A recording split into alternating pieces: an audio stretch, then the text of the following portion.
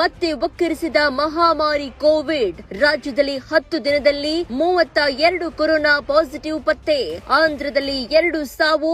ರಾಜ್ಯದಲ್ಲಿ full high alert. Corona ಈ ಹೆಸರು ಕೇಳಿದ್ರೆ ಸಾಕು, ಇವತ್ತಿಗೂ ಜನ ಗಡಗಡ ನಡುತ್ತಾರೆ. ಆದ್ರೆ ಇದೀಗ ಮಹಾಮಾರಿ ಕೊರೋನಾ ವೈರಸ್ ಮತ್ತೆ ರಾಜ್ಯಕ್ಕೂ ಕಾಲಿಟ್ಟಿದೆ. 10 ದಿನದಲ್ಲಿ ಬರೋಬ್ಬರಿ 32 ಪಾಸಿಟಿವ್ ಕೇಸ್ ಕಾಣಿಸಿಕೊಂಡಿದ್ದು ಎಲ್ಲರನ್ನೂ ಆತಂಕಕ್ಕೆ ದೂಡಿದೆ.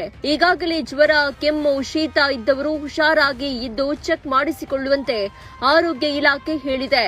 ನೆರೆಯ ಆಂಧ್ರಪ್ರದೇಶದಲ್ಲಿ ಕೊರೋನಾ ಸೋಂಕಿಗೆ ಈಗಾಗಲೇ 2 ಬಲಿಯಾಗಿದ್ದಾರೆ. ಹಲವರಲ್ಲಿ ಕೊರೋನಾ ಸೋಂಕು ಕಾಣಿಸಿಕೊಂಡಿದೆ. ಹೀಗಾಗಿ ಕರ್ನಾಟಕದ ಗಡಿ ಭಾಗಗಳಲ್ಲಿ, ಅದರಲ್ಲೂ ತುಮಕೂರಿನ ಪಾವಗಡ ಸೇರಿದಂತೆ ಹಲವು ಕಡೆಗಳಲ್ಲಿ ಕಟ್ಟೆಚ್ಚರ ವಹಿಸಲಾಗಿದೆ. ರಾಜ್ಯದ ಒಳಗೆ ಬರೋರಿಗೆ ತಪಾಸಣೆ ನಡೆಸಲು ಚೆಕ್ ಪೋಸ್ಟ್ ನಿರ್ಮಾಣ ಮಾಡಲಾಗ್ತಾ ಇದೆ. ಸದ್ಯಕ್ಕಂತೂ ಕೊರೋನಾ ಆತಂಕ ಹೆಚ್ಚು